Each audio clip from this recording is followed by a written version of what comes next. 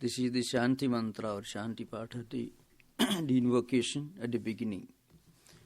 Om Bhadram Karane Bhishnuyama Devaha Bhadram Pashyemakshabhir Yajatraha Sthirairangehi Tushtuam Sastanubhihi Vyasema Devahidam Yadayuhu Sustina Indro Vruddhasavaha Sustina Pusha Vishyavedaha Sustina Starkshu Arishtanemihi Sustino Brihaspadir Dadhadu. Om peace, peace, peace. Om, O God, may we hear with our ears what is auspicious. May we see with our eyes what is auspicious. May we, while offering our praise to God, with our bodies strong of limbs, enjoy the life which the God has pleased to grant us. May the different deities like Indra of fame be well disposed towards us. May the all-knowing Pusha, the sun, be propitious to all of us. May Garuda, the vanquisher of the miseries, be pleased with us. May Brihaspati, the Supreme Guru, grant us all prosperity. This is the formal invocation to Mandukya Upanishad. And last time, before the summer recess began, we were dealing with the 7th mantra of these Upanishads, where the Upanishad gave a detailed exposition of the Supreme Reality.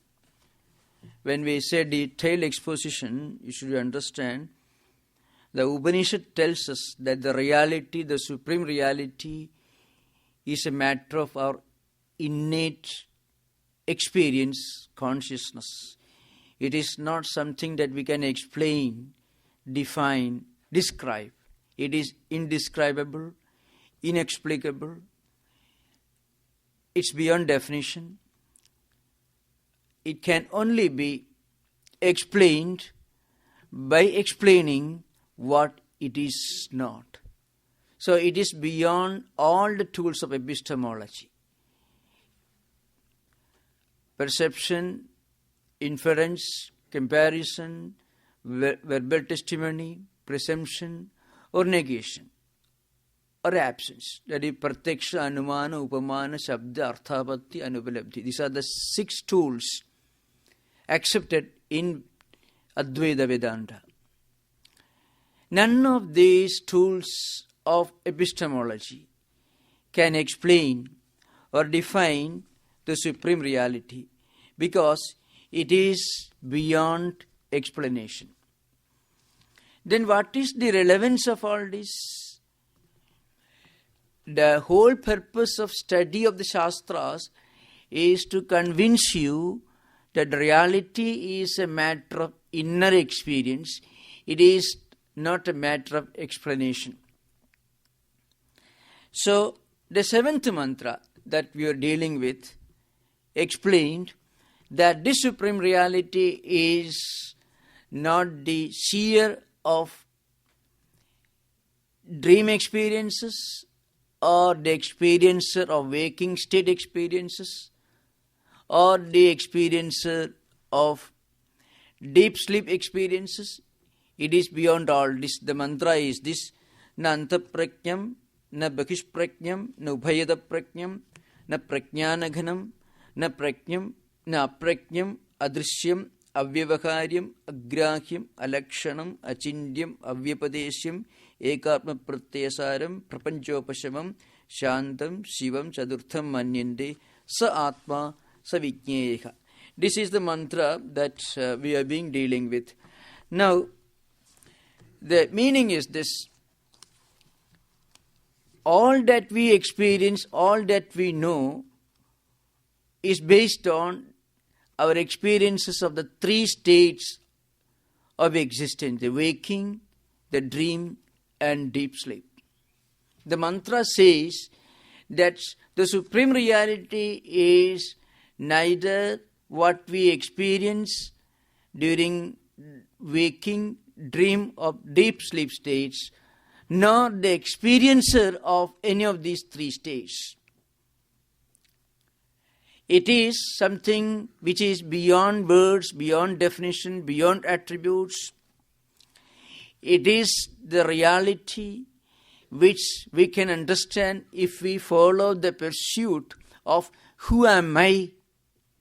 When you go on denying everything, something is left out that you can't deny. The one who denies everything cannot deny himself. That is the subtle difference between the Mahayana Buddhism, that is Shunyavada, and Vedanta. In Mahayana Buddhism, the reality is defined as something indescribable, beyond words. It is one, but then it is defined as something which is fundamentally non-existent. Now the question arises, who is the one who realizes this reality? Who is this subject which experiences the supreme bliss of nirvana that you experience when you realize the emptiness, the voidness or shunyata? Nagarjuna he expounds his philosophy in Madhyamika Shastra or Madhyamika Carragher, a famous book with his commentary on Chandrakirti. Shankara says, well, there is an eternal subject, an unchanging witness, an everlasting, unchanging, permanent subject, which remains without change. And that reality is our Atman, which is present in waking, dream and deep sleep state. It never changes.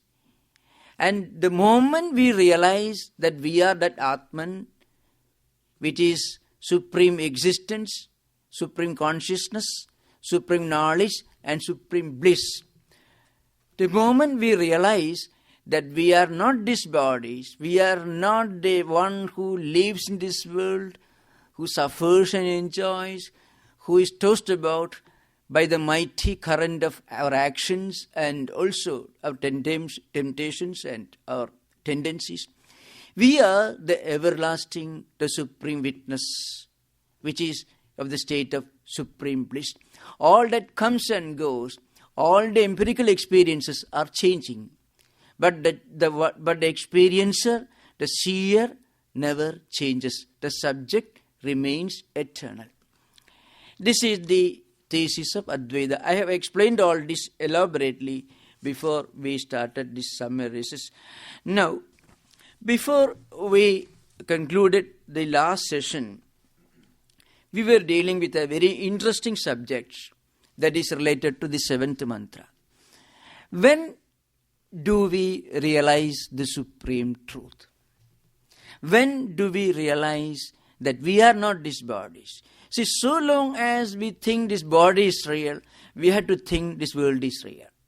And so long as we think this body is real, the world is real, we have to suffer agonies, miseries. So long as we go after ephemeral, empirical pleasures, we will have to accept the reality of misery, sadness, depression, anxiety, everything. We can never get beyond misery so long as we are searching for peace and happiness. Because these are two sides of the same coin. Vedanta tells you the supreme bliss, the supreme happiness is beyond both misery and also happiness. So the only way to enjoy eternal happiness is to stop searching for temporary happiness, to stop searching for empirical happiness. Gita, as I said earlier, Sukham Atyandikam Yattat Buddhigrahyam Atindriyam. Atyandikam Sukha means eternal, everlasting happiness. Happiness is not a very happy translation of this word. It means blissfulness. Where we feel something and we get a feeling that we have got something. Well, I have nothing more to search for. I have nothing more to ask for. I have nothing more to seek. That eternal satisfaction comes. It is called blissfulness. When does this come? In this connection, there is a very famous, celebrated verse in Shankaracharya's commentary. All these Upanishads and also Gita and Brahma Sutra, all these great philosophical works, which are at least 7,000, 8,000 years old, they were made intelligible to all of us. They were given a philosophical interpretation by the great, maybe the greatest philosopher of Vedic times, Vedantic tradition, Adi Shankaracharya, who lived between 778 and 810, 32 years of his life. He gives a very graphic, picturesque exposition of when this problem of worldliness comes to an end.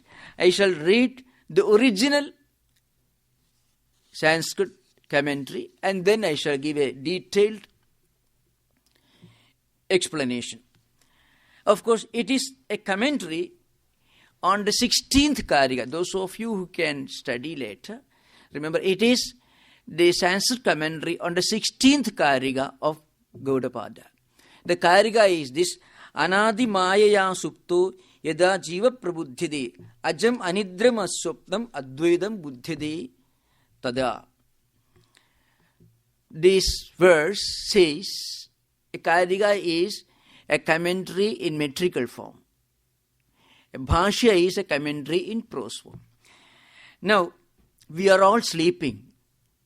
It is a kind of spiritual sleep. So long as we think that we are playing an active role in this world, so long as we are nothing other than just a living being which suffers and enjoys, which thinks that if we get pleasure and worldly enjoyments, there is nothing more to search for. So long as we are in this state, according to Vedanta, we are in a state of deep slumber, spiritual slumber.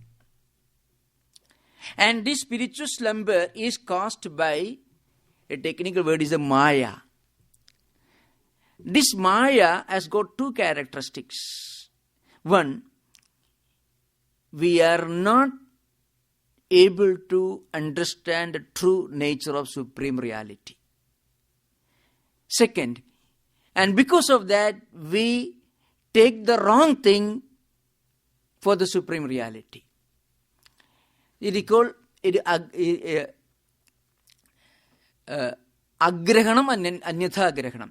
When suppose something is lying there, according to the traditional stock analogy, a piece of rope is lying there in a dimly lit room where there is not enough light, but you can see something lying there which apparently resembles the shape of a snake. Because there is not enough light, the true nature of the rope is concealed. You are not able to recognize, to understand that it is a piece of rope. So you think it is a snake. So the total non-comprehension of the Supreme Reality. What is the real reality? The reality is that we are the Supreme Consciousness, which is all-pervading, which is immanent, it is present, it's an indweller in all living beings. It is the immanent reality in every living being. It is also omnipresent, it is all-pervading, it is also transcendent. We are not just human bodies which come and go. According to Vedanta, so long as we are in a state of ignorance of our real nature, we are born, we work, we suffer, and sometimes we have some temporary enjoyment, and then we vanish. Again we are reborn. This cycle is going on. This is called a kind of spiritual slumber. And this spiritual slumber is not a permanent state. It is not our true nature. Our true nature is the supreme reality. We are the all-pervading, the immanent, transcendental reality. Because we are not aware of these things, this supreme truth, we think we are this physical bodies, psychophysical mechanisms coming and going. This is a kind of spiritual slumber. And it is sometimes called eternal. The anadi means, not really eternal, anadi means that which doesn't have a cause. In reality, this state is unreal. Our true nature is that we are the supreme reality, supreme consciousness. That's the truth. But then we superimpose upon ourselves these wrong notions that we are these psychophysical mechanisms suffering and enjoying. This is a kind of superimposition. So in a way, it is not real. But then we understand that it is not the reality only when we really realize the reality. What's the reality? We are the supreme consciousness itself. So long as we don't realize this supreme truth, we mistake ourselves to be these physical bodies. So it doesn't have a cause. So it is uncaused. But the moment we wake up our eyes, we understand. Spiritually, when we wake up our eyes, we realize we are not the psychophysical mechanisms. We are the eternal supreme consciousness. So this Carragher, in a very graphic style, says all human beings who don't realize the supreme truth are in a state of deep slumber, deep sleep, in a spiritual sense. Because they are asleep, they are blind towards the supreme truth. They are in a state of total ignorance, and ignorance is the state of darkness. The moment they realize their true nature, suddenly they wake up their eyes, and suddenly they realize they are the supreme consciousness. Those of you who have not read the life of Ramana Maharshi, if you read, you will understand. Ramana Maharshi had an interesting experience. His father passed away. That's a terrible shock to him. And within about 6 weeks, he left his home. And he was pondering over the mystery of death. What really happened? He was very dear to his father. And he had an elder brother. Very happy family. One day father passes away. So suddenly he felt he was there with me all these days. Suddenly he has gone somewhere. When he returned from the cremation ground where the body was burned to ashes, he was suddenly, where was he? Where was he and where is he right now? Body is gone. There is nothing beyond that. Then he felt, well, there is something beyond this. I must find out the truth behind this mystery. And he left his home. That's how he went to a place called Thiruvannamalai. And there he entered a mountain cave and did penance, meditation there for long years. So he became a great saint. So the reality dawned upon him. Now Shankaracharya, in a very graphic paragraph, compares the state of a person in a state who is spiritually asleep. So he says, Yoyam samsari jivaha subhaya lakshanena tattva apradibodha rupena bijatmana anyatha grihana lakshanena cha anadhikala pravurtena maya lakshanena swapnena mamayam pida putroyam napta kshetram pashavo ahamesham swami sukhi dukhi kshayidoham anena vartidascha anena itevam pragaran swapnan sthanadvivebi pasyan suptaha. This is I shall explain in English. He is asleep. He is in a state of slumber. Then what is the spirit? What is the state of the slumber? He thinks, I am his son, I am his daughter, I am his father, I have got this wealth, I have got a huge bank account, now I have lost money, Now I got a lot of profit. All these are given here. I have plenty of cows. Cow was the currency in ancient times. So I have plenty of cows. Now I have lost.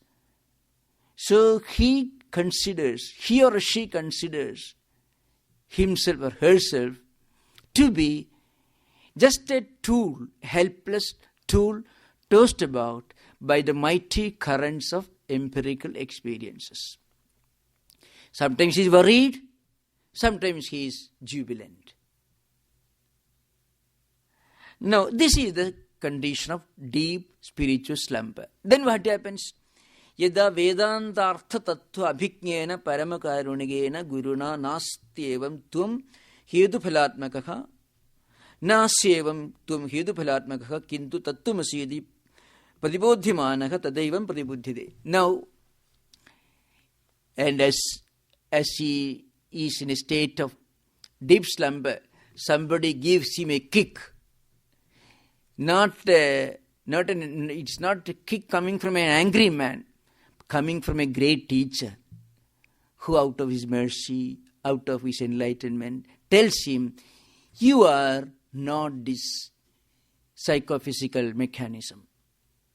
You are the supreme bliss, the supreme consciousness, which is all-pervading, which is omnipresent, which is immanent. It cannot be defined, but if at all you try to define, you have to say it is of the nature of supreme knowledge, supreme consciousness, and supreme bliss. Supreme bliss means it is not a state of satisfaction or happiness. Rather, that state contains the highest satisfaction, the highest happiness, but it goes beyond all this. Because ordinarily, when you say you are happy right now, it could mean that you are not happy till now, or everyone knows that the state of happiness caused by any kind of temporary empirical gain will not be everlasting. Before you got that, you were unhappy.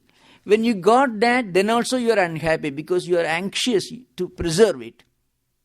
It may be lost any moment. So even when you are in a state of so-called happiness, in reality it is a state of unhappiness because we will be anxious to always remain in that state of happiness, and it is never possible. And then after some time, what really caused this so-called happiness goes away. It vanishes. Then also we are returning to a state of unhappiness. So unhappiness is, in a spiritual sense, of course, in a spiritual sense, unhappiness is a state, is the real state in which we live so long as we are satisfied with the empirical experiences. Now, the great commentator Shankaracharya says, sometimes a great teacher comes to you. Here, the statement is a great teacher who is merciful. She says, Vedantartha Tattva Abhignena, somebody who has really understood the true meaning of Vedanta. What's the true meaning? True meaning is that we are not the psychophysical mechanisms. We are the supreme consciousness of supreme bliss, which is not subjected to birth and death, which is not conditioned by empirical experiences either of happy or unhappy experiences. This is the reality. This is the true meaning of Vedanta.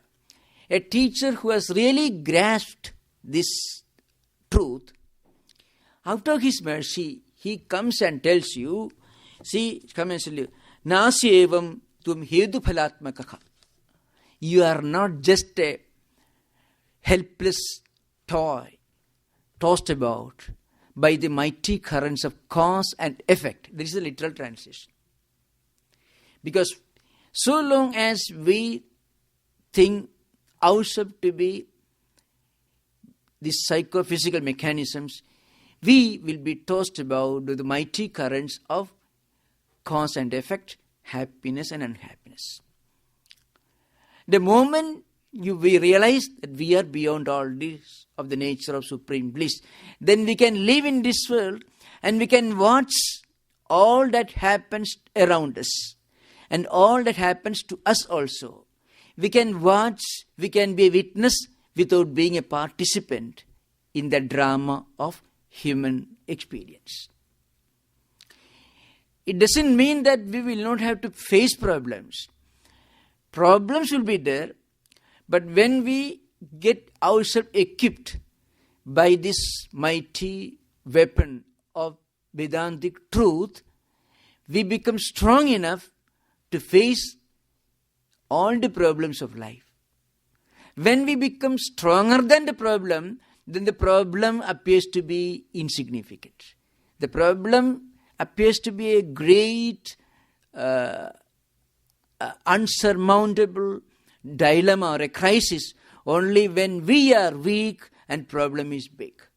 When the moment we become spiritually awakened by this Vedantic truth, by learning this Vedantic truth, that we are not the helpless toys tossed about by the mighty currents of happenings around us.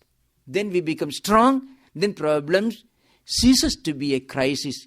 It will be something that we can easily get around. That's the meaning of this. And then how does this happen? The great commentator Shankaracharya says, Katham means, how does it happen? Na asmin bahyabhyantaram va janmadi bhava vikarosti ataha ajam sabhahyabhyantara sarva bhava vikara varjidam ityarthaha. I'm reading fast. I don't want to explain this word by word, but I want you to listen how Shankaracharya gives it's almost like a drama. See, we are going through this series of eternal lives and deaths. According to Vedanta, whatever we do with a feeling of agent, with the conviction that we are doing this and that we are going to be the enjoyer of these, the results of these actions, we have to be born again and again. Because whatever we do with desire, with a strong attachment, leaves a tendency, an impression in the huge lake or reservoir of our mind. It remains there. If we do something good or if we do something, any action that brings happiness, then we have a tendency to do it even when it is not necessary. If we do something and when it brings unhappiness, then we will have a tendency to avoid that action even if that action is essential, indispensable. So this tendency is always registered in our mind, which is called chittam, which is called antakaranam. One department of the human mind where all impressions, all tendencies are stored. And then later, if not in this life, in next life, when we find ourselves in a set of circumstances and conditions where this tendency or impression can take the form of action, they connect together. The tendencies and impressions stored up in the mind and the external conditions will connect, will establish a link, and again we act accordingly. This is what really happens. And this goes on in endless cycle. Where does it end? You cannot ask the question, where does the cycle end? Because cycle has neither beginning, nor end, nor middle. But this cycle is not actually our true nature. The moment we realize that we are that eternal Atman, which is in Sanskrit called Atman, or the self, or the supreme consciousness, which is immanent, which is everlasting, which has neither birth nor death, because it is not bound by the limitations of time. That moment, we come out of this cycle. The chains are broken, doubts vanish, and we will be in a state of eternal bliss. Such liberated souls continue to live in this world. It's not that they run away or they live only in forests. They live in this world. The difference between such enlightened souls and other bound souls is this. Those enlightened souls live in this world, but they will never be bound. They will never be caught. They won't be trapped. They won't be enslaved by what the world presents to them. They can live in this world as witnesses. Even their own life will be a drama for them. So, and then when the teacher tells the helpless man or woman that you are really, in your true nature, you are the supreme bliss, the supreme consciousness, that very moment the chain is broken. That's what happened to Ramana Maharshi.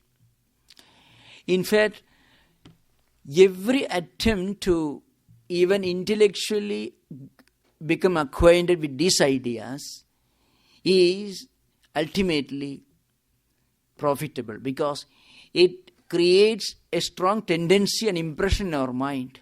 And later, these impressions and tendencies will ultimately become stronger and stronger, and our mind gets concentrated on the supreme truth. And then the great commentator continues, Yasmad janmadi karanabhudam nasmin vidya tamobijam nidra vidyade iti anidram hi tatturiyam ataka eva swapnam tamin nimittatot anyatha grahanasya yasmadcha anidram aswapnam tasmad ajamadvedam turiyam atmanam buddhide thada. This is the explanation. Now, the meaning is this. The moment the teacher tells you the truth, that very moment we will have a spiritual awakening. Now, in Vedantic philosophy, in Vedantic philosophical tradition, there are two approaches explaining how this liberation actually takes place. Two different schools of thought, both based on the great Adi Shankaracharya's books.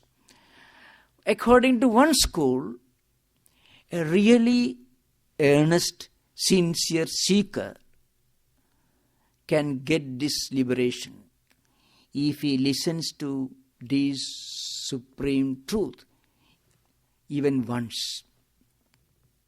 It is called Sabda Aparokshavadah.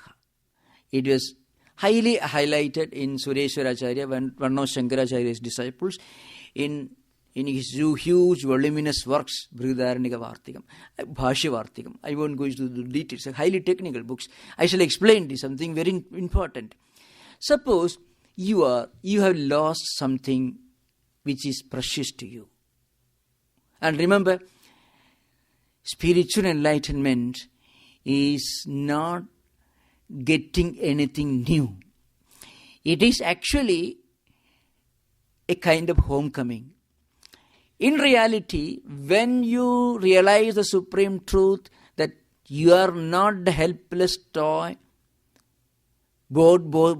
tossed about by the mighty currents of destiny, when you realize that you are the supreme consciousness, supreme knowledge and supreme bliss, you are not getting any new knowledge. You are rediscovering your true nature. You are actually rediscovering your true nature. It is not a new knowledge. Somehow you forgot, suddenly you remember. It may be in psychiatric cases, sometimes, it happens. The people forget and it happens. The example is given by some commentators. Suppose you have got something very precious, which you somehow lost somewhere while walking through some streets in San Francisco. You know very well that it is something very important which you can't afford to lose. So you will be always, when you go in search of it, you will be always worried about whether you'll be able to get it back or not, whether it will be lost or not. You won't think of anything else. Your whole mental energy, your whole power of concentration, what is called antakarana, means mind, the speculative faculty, the deciding faculty, which is buddhi, then the ego-centric faculty, which is aham, and then the reservoir of memory. These are 4 compartments of the mental system according to Vedanta. Antakarana it is called. In fact, your whole mind and intellect and thinking faculties all will be focused on the immediate need of getting back what you lost somewhere. You won't think of anything else when you go in search of it. And then suddenly you find it lying right in front of you in the street. Do you think you will mistake it for anything else? No. Because your whole mind was focused on that object. So the moment you found it lying there in the street, you immediately go and procure it. You will have no doubt whether it was the thing which you really lost, which you are actually searching for. Similarly, when a spiritual seeker becomes really earnest and sincere, he has left behind all other aspirations. He has no other alternative. He wants spiritual liberation. He has an intense desire for spiritual liberation. When he is imbued with this strong desire for spiritual liberation, and then when he gets instruction from a teacher, even when he reads this book, it will be the beginning of a new life for him. But it always depends upon the amount of intensity of the seeker. If you are going in search of something not very important, maybe a cheap pen or pencil, and then if it's lying there, you may not be sure whether it is your own pencil or something else, because it's very cheap. But if it is something very precious, and if you're always thinking about it and you're going in search of it, then you will not mistake. So, Vedantic philosophers say, those who are strongly desirous, those who had a strong desire to achieve spiritual enlightenment, for them, reading, listening, and contemplation itself will have a dramatic effect. Technically, it is called Shabda Aparokshawada, it is called. Now, for this, to achieve this immediate result, we need 4 important qualifications. And we should have reached the highest perfection in practicing these great spiritual virtues. One is, we must have a very strong sense of discerning faculty, to discern between what is eternal and what is not eternal. Nitya anitya vastu viveka in Sanskrit we call it, means what is real and what is unreal. If you are convinced that spiritual enlightenment is the only everlasting eternal reality, there is nothing else, then the first qualification is already there. Second qualification is, we must not have any desire for any kind of empirical worldly pleasure or enjoyment. Not only that, we should not even have a desire to go to heaven. In Vedantic tradition, even a desire to go to heaven is a stumbling block for the highest spiritual seeker. Because heaven is nothing but an extension of worldly pleasures. If you read any description of heaven in any religion you find anywhere, whatever you can get in a 5-star hotel, 6-star hotel without paying rent, will be abundantly available in heaven. So heaven is nothing but an extension of worldly enjoyment. So Vedantic philosophers insist that one should never have any desire either for worldly enjoyment or for even heavenly enjoyment. The third qualification is, he should have a perfect sense of control of his internal and external life patterns. Samadhi, Sarka Sampatti. He should have a perfect sense of control. He should have a strong faith in the words of liberated souls, and so on. And then the fourth and very important qualification is, in Sanskrit is called mumukshutam. That means a strong determination and a strong desire for spiritual liberation. If these four qualifications have reached perfection in any spiritual seeker, even one reading or listening only once to these spiritual ideas will have a dramatic effect on any spiritual aspirant. That's how you can see when Swami Vivekananda came to America in 1893. If you read his life, you find innumerable people whom he had never met earlier and who had never heard about Vedanta became fully convinced of the truth of Vedantic philosophy, and they became great Vedantins themselves. When Ramana Maharshi was living somewhere in a cave, about 15,000 miles away from here, you find people from Europe and America went and met only once and they were convinced. So, see, it depends upon the intensity of our desire for spiritual enlightenment or liberation. Buddha also states in Dhammapada, he says, spiritual enlightenment or nirvana is in direct proportion. The ease with which nirvana is attained is in direct proportion to the intensity of the spiritual seeker, according to Buddha himself. So here, Shankaracharya says, if a spiritual seeker is fully convinced that there is nothing more for him to aspire for, then it is a matter of even listening once, reading once. He becomes immediately convinced that this is my path to spiritual liberation. This is for the highest spiritual seekers. Then according to another school, and that is for those who are all spiritual seekers, no doubt, but they are not as intensely desirous of liberation as the seeker whom we described earlier. He is certainly a spiritual seeker. For those, they are not mediocre, but their intensity of their desire for liberation is not so strong.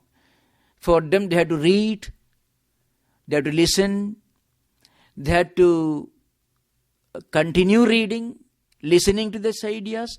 Then they have to think, they have to ponder over the meaning of these words. And in the midst of other activities, they should keep in touch with these ideas by reading, by listening. And slowly, their intense desire for liberation will become strong, and they also will reach the ultimate goal.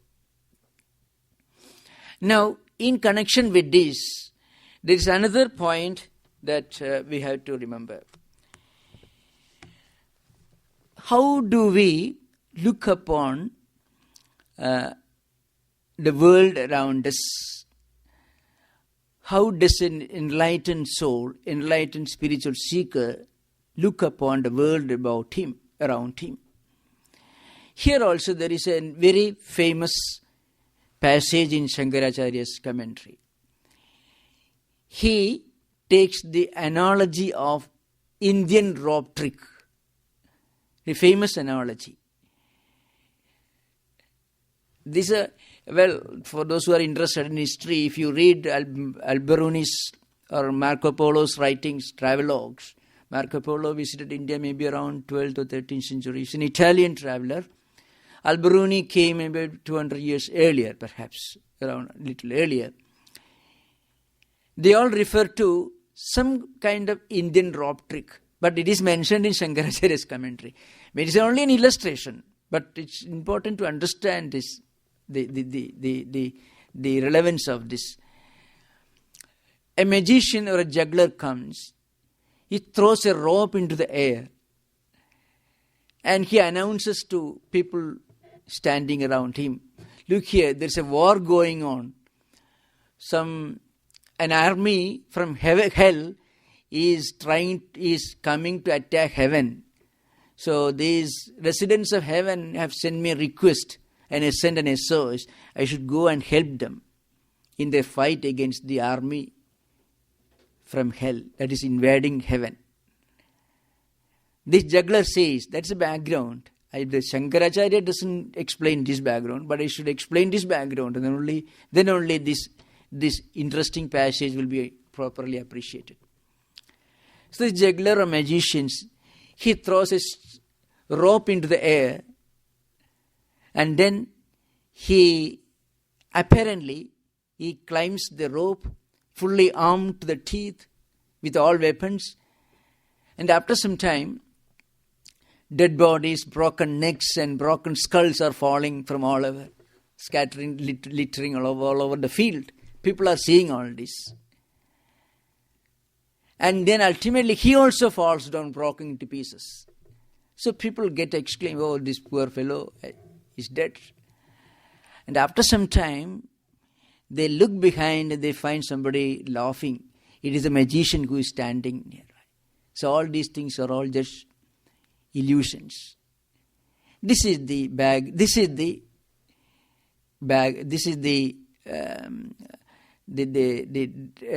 analogy of the magician or the juggler. According to Vedanta, this world, this creation itself is just an illusion. This may be quite puzzling to many of us, I know very well. It doesn't, actually, strictly speaking, it doesn't mean that we do not experience this world. From the highest point of view, from the standpoint of an enlightened person who has realized that only Atman, the Supreme Consciousness, the Supreme Bliss is the only reality, from his point of view, this empirical world is actually not real. Does it mean that it is non-existent? I have to explain a little more of what we mean by reality in Vedanta. In Vedanta, anything can be called real only if it satisfies three important criteria. One is, it should remain the same in all the three states of human experience: the waking state, dream state, and deep sleep state. You can very easily see, whatever we see in this world doesn't exist the same in the waking, dream and deep sleep states. In waking state, it takes 5 hours for you to reach New York from here. In dream, it may take just 1 split second. Everything takes place at the mental level. You don't walk, you don't travel by plane, you do, but only at the mental level, subtle level. Senses of action and senses of perception are not directly involved. So there is a difference between waking experience and dream experience. And in deep sleep, what we call sushupti in Vedanta, we come to know of a feeling that we had a deep sleep only when we wake up. When we are in a state of deep sleep, we don't see anything, we don't hear anything, we don't experience anything.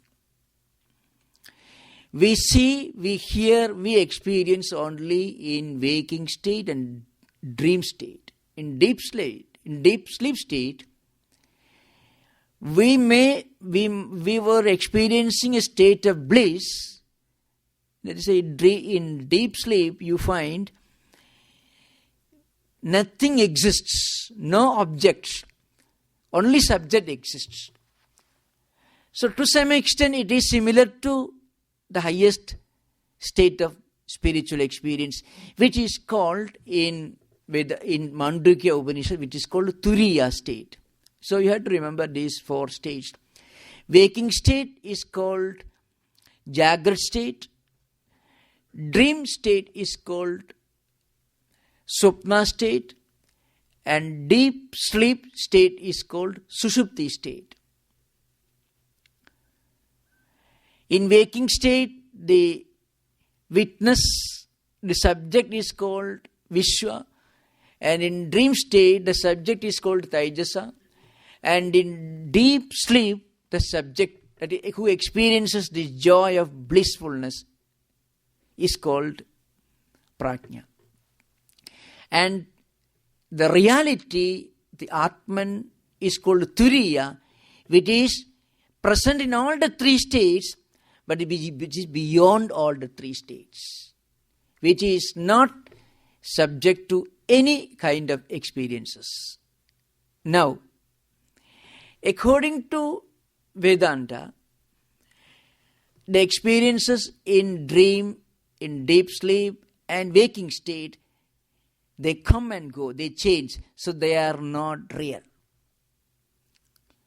Only in the ultimate Turiya state, when we realize that we are the Supreme Consciousness, the Atman, which is the immanent, the omnipresent, the all-pervading, the transcendental reality, that reality alone is eternal. It's not bound by any kind of limitation. And it is beyond time also. It should be beyond time. Because it should not be something which comes into being in the form of being born. And it should not vanish in the form of dying out. So, it is beyond the limitations of time. It is beyond the limitations of the 3 states of human experiences. And again, it is something which cannot be produced. Anything which comes into existence cannot be real, because before it was produced, it did not exist. And anything which is produced will naturally be destroyed. So, anything which comes into existence cannot be eternal by any process. So, anything to be called real with the capital letter R should satisfy all these conditions. It should remain the same in the past, present and future. It should remain the same in the waking, dream and deep sleep stage. And again, it should be beyond birth. It should be beyond death. You cannot say it exists, because if you say it exists, it means it did not exist earlier. Anything which exists, what do we mean by saying that it exists? It comes into existence. That's what we mean. Before that, it did not exist. So, it should be beyond time, beyond changes, and beyond the 3 states of dream, waking, and deep sleep states. Now, this world is not like that. Can we say the earth that we are living in, the mountains, the valleys, the bay, all this, certainly they did not exist before the earth was created, before Big Bang, maybe 13 billion years back. It did not exist. After a few billion years, they will not exist the same way. They may exist, but differently. If the temperature goes to some 10,000 degrees centigrade, or maybe 20,000 degrees Fahrenheit, then the earth will not be what it is now. So, everything in this world is bound by the limitations in terms of time, in terms of experience, in terms of our own interaction. It cannot be real. So that is what is meant by real in Vedanta. So Vedanta says there is only one reality which satisfies all these conditions. Vedanta calls it, by the technical Sanskrit term, it's called Atman, as the immanent principle, the principle which resides in all living beings, not only in all living beings, in all non-living beings also, different, only they are not aware of it. So there is nothing in this world where it is not present. At the same time, it is all-pervading, it is transcendent. So, when we say, in Vedanta, when we say that, as I said, Nantaprakyam, the Bahishprakyam, if you read that 7th verse of Mandukya Upanishad, you find it uses the path of negation, the method of negation to explain the reality, because the reality, the supreme spiritual reality, cannot be explained by saying that it is anything which can be explained, defined and described is limited. Anything that you define has to be limited. The fact that it is beyond words, beyond limitation, beyond description, is the reason why it is explained as what it is not. Then the question arises, what is the status of this world? So Vedanta says, this world, as world, is unreal. Unreal means relative. Unreal here means relative. Illusion, Maya, all these words should be understood not as non-existent, but as something relative. Relative implies the existence of something which is not relative, which is absolute.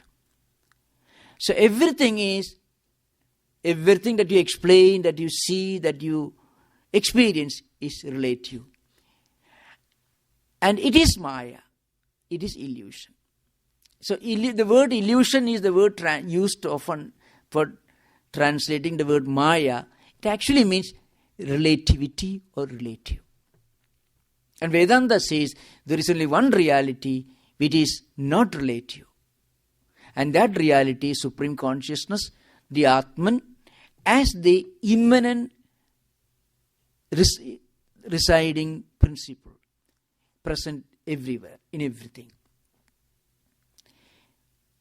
And then, as the source of the universe, as the sustaining principle behind this universe, as the point where all this universe will get terminated, it is called Brahman.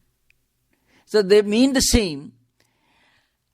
At the micro level, we may call it Atman. At the macro level, we may call it Brahman. So when Vedanta says, this reality is not this, not this, not this, etc., what it means, that reality is not this relative phenomena. The valleys, the mountains, the rivers, all these are there in this world. But they, as valleys, mountains and rivers, are relative. Behind them, there is the eternal, trans-empirical supreme reality. And that is called Brahman or Atman. That's the point we have to remember. So Vedantis often use this word in this way. Surupadrishtya Brahma eva Nama Rupadrishtya Mithya. Mithya means the same as Maya, here in this context at least. In reality, everything in this world is the supreme reality, consciousness, which is called in Mandukya Upanishad Turiya, which is present in waking state, dream state and deep sleep state, but not confined or limited by these three states. They are present in all these three states. They are not limited by any of these states.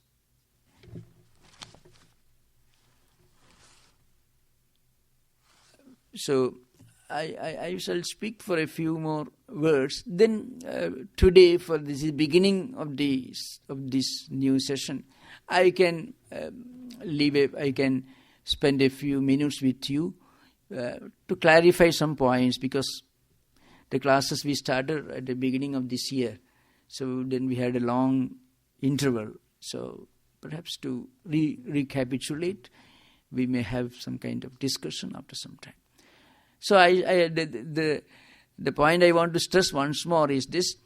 This Turiya is a technical term used in Mandukya Upanishad, Mandukya Carragher, is nothing but the Atman, the Paramatman and the Brahman itself. which in English may be called the immanent principle, the omnipresent principle, the transcendental principle, and also the supreme consciousness, the supreme knowledge, and the supreme bliss. Now we can have a short interaction. Any of you who would like to clarify some points may ask those questions. And then generally we don't have this session, question answer session every day, every Friday. But today, because we had a long interval, you can just, if you have anything that you want me to discuss further, you can ask.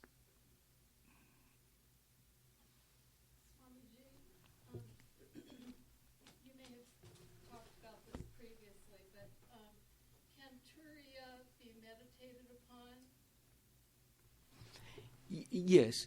In fact, in reality, we are the Turiya itself. When we meditate upon ourselves as the supreme witness, the unchanging, everlasting, supreme subject or witness, which is present in deep sleep, dream, and waking state, but not confined to it, then it is a way to meditate. Yes, meditate in the heart. It is often stated that when we meditate on the higher regions, for beginners it may cause headache, dizziness, etc. According to some. So it's better to meditate the supreme reality as seated within ourselves. But ultimately we feel we must also support that conviction that we are non-different from that supreme reality. The immanent principle, it is seated in our heart. The immanent principle. When we can look upon ourselves as the witness, it's in Sanskrit called Sakshi, it is called. It is Sakshi Chaitanyam. In the Vedantic terminology, in Bhashya literature, called Sakshi Chaitanya. At the eternal Sakshi. Sakshi means the eternal witness, which is supreme consciousness itself. Swami, when trying to view this world as a divine play, so to speak, being the witness, I find that with some desires I can just stand back and view it as a witness, but some basic needs, such as to avoid pain, I struggle with sometimes. I don't like it when I have a migraine headache, or have to go a long time without going to the bathroom or something like that. And on a subtle level, sometimes that makes it hard for me to be a witness, because I know that there are outcomes I'm wanting to avoid. Well,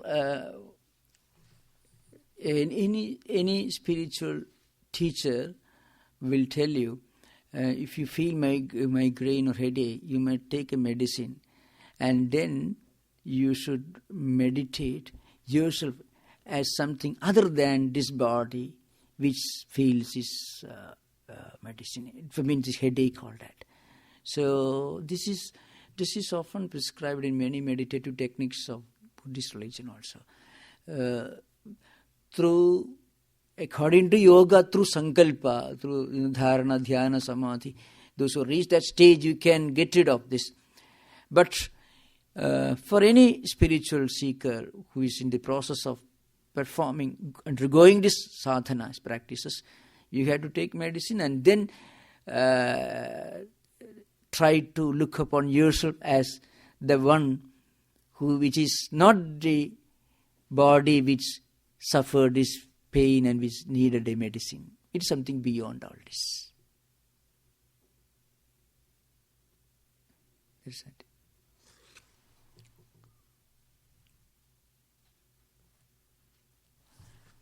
We had a long gap. That's why I was thinking, we left some in the seventh mantra. Please, yes.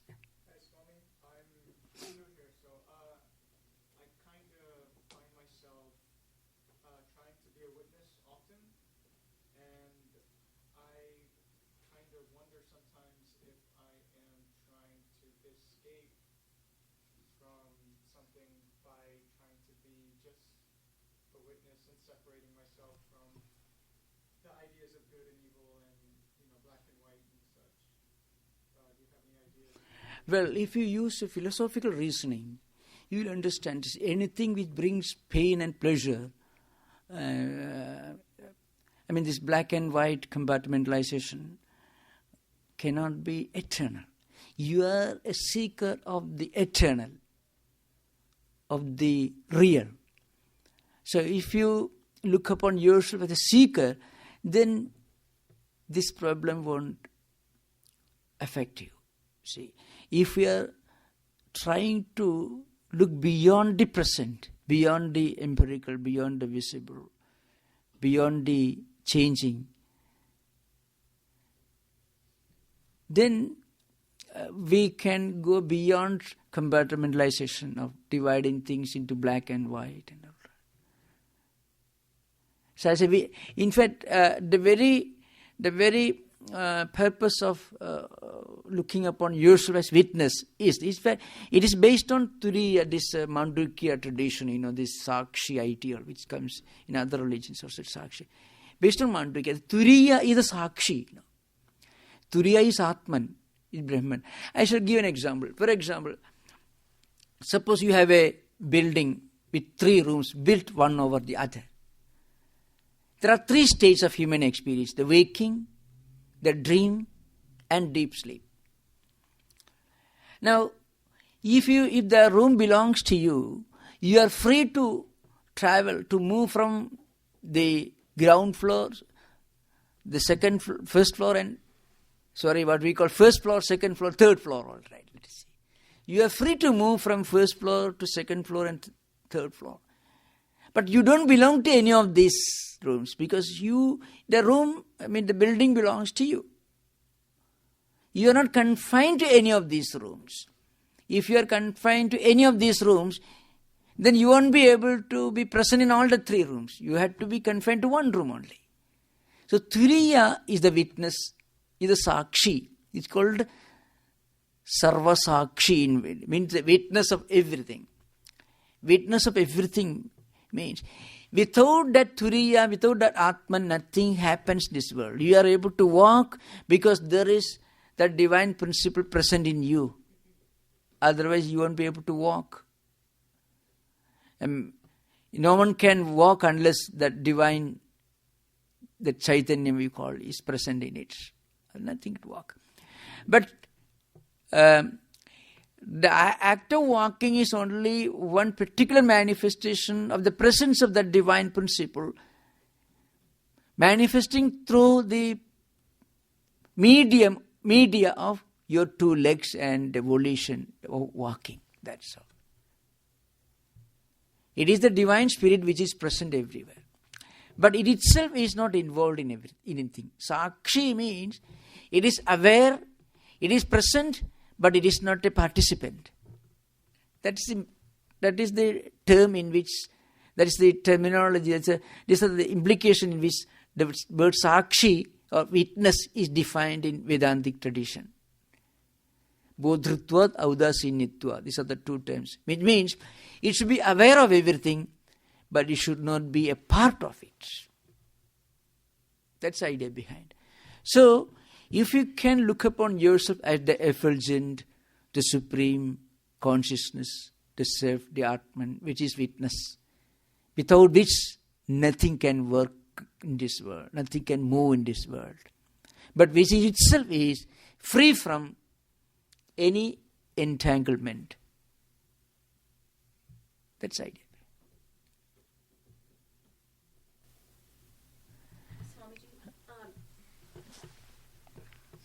Shankara doesn't deny the reality or the truth at any level. So we talk about Paramarthika Satya, Vyavaharika Satya, Pratibhasika Satya. Yes. So in this relative reality, as you were explaining, the trees, the rivers, the mountains are not real. What's behind them is real. So when Shankara takes that view, that at whatever level we're experiencing, that is the truth at that level, how does he, what is the conception underlying that beyond the rivers, beyond the valleys? Is it consciousness itself? Yes. Shankara's principle is this. All these empirical phenomena are unreal as superimpositions, real as Brahman, as abstractum behind all this. See, I shall give the example. Again, you have to take the stock analogy of Sarpa, Riju Sarpa Bhranti, means the snake and rope. I think most of you must be familiar. I need not repeat it, because every time some new commercial comes, some confusion. So now, there is a piece of rope lying in front of you. 4 people have 4 different views with regard to what that object is. Shankara gives 4 vikalpas, superimpositions. Sarpa, Bhuchidra, Jaladhara, Danta. These are the 4 superimpositions. Vikalpas means superimpositions which Shankara uses. Now, in fact, the mantra comes here. Where does this snake go away when you realize it is rope? You thought it is snake. When you opened the windows, you understood it is only a piece of rope. If somebody asked you, where did the snake vanish? The answer is, the snake did not go anywhere. In that means, does a snake exist there? The snake did not go anywhere because the snake did not exist. So we have nothing to deny in this world. What you mistook earlier to be the snake is now understood to be the rope. So when you look upon this world through the prism of name and form, Nama and Rupa, you have got valleys, mountains, rivers and so on. The moment you remove from your mind the idea of name and form, then you see only Brahman. As I said earlier, if you go to a goldsmith, you present to him different ornaments made of gold, but he may see only gold in those ornaments. According to him, the shape and the size, etc. are irrelevant. The quality, the amount of gold is relevant. So, you may see a necklace, but the goldsmith sees the necklace only as gold. So, a liberated soul doesn't have to deny anything. He doesn't have to negate anything. What he does, where you saw the snake, he is seeing only the rope. The snake didn't come anywhere, anytime, therefore it doesn't go anywhere. That is in the famous, I shall, for your information, I shall take that verse. It comes in the 17th verse, Prapancho iti vidyeda. That mantra comes here. I shall take it up. Yes. Take the 17th Carragher, you find here. Prapancho yedi vidyeda nivartedana samseyaka maya matram idam dvidam advidam paramarthaka. This is the sloka. Now, meaning is this. If the phenomenal world were to exist, it has to go. It doesn't go because it did not exist. So, from the paramarthika or absolutistic point of view, there is no distinction between the vyavaharika and pratibhasika. Pratibhasika, I shall explain. Paramarthika means the absolutist point of view. Means from the point of view of an enlightened soul who has realized Brahman is only reality, Turiya is only reality. That is the absolutistic point of view, Paramarthika point of view. Vyavaharika point of view means, Vyavahara means common sense experience. Well, a normal man living this world, for him the world is real, the valley is real, everything related to worldly life is real. Pratibhasika means just thought. For example, this snake is only an idea. Snake is only an idea. It doesn't have physical existence there. Now, according to Shankaracharya, that is a view of Advaita. From the highest point of view, there is no distinction between the common sense relative experience and just thought experiences. Because both are unreal. But this is only from the highest point of view. From a relative point of view, there is a difference between the relative and just thought currents. The relative means, I shall explain this in the context of this stock analogy. It will make you clear. In this analogy, Rajusapa Bhranti means a piece of rope mistaken as snake. Well, this rope is a relative entity related to relative world. It is a Vyavaharic entity. Snake is only a thought. Snake did not exist, but the rope does exist. You cannot say the rope doesn't exist. The rope is part of the world, part of our empirical experience. So long as we have the experience of empirical reality, the relative reality, the rope is real. But snake, it is only a thought. The moment you open the windows, the snake idea vanishes. So the moment you realize that it is only a piece of rope at the common sense experience, at the Vyavahariya level, you realize that the snake really did not exist. It is only a thought. Now, from the highest absolutist point of view, Paramarthika point of view, when you realize this rope also is unreal. Because the rope can be burned and it becomes something else. Rope came into existence yesterday and it vanishes in 5 minutes. If you set fire to it, it will go away. So it's only relative. Then what's the difference between the rope and the snake? From the highest Turiya point of view, there is no difference. Both are unreal. So long as unreality is concerned, the unreality of the rope and unreality of the snake idea are the same. But that is only from the highest absolutistic point of view. From a relative point of view, from the empirical point of view, there is a difference between rope and snake idea. Snake cannot bite. It is only an idea. But rope you can use it for tying something. So this, I hope it's clear. So from the highest absolutistic point of view, the unreality of the common sense experience, which we call Vyavaharika, and unreality of something which exists only as a thought, is the same. Both are equally unreal. But that is only from the highest absolutist point of view. From a relative point of view, there is a difference between the snake idea and the rope. Similarly, from the Turiya point of view, there is no distinction between the experiences of dream and waking state. But from the waking state point of view, there is a difference between dream and waking state. That's all. If you look at it from relative point of view, there is a difference. But the highest point of view, Turiya is only reality.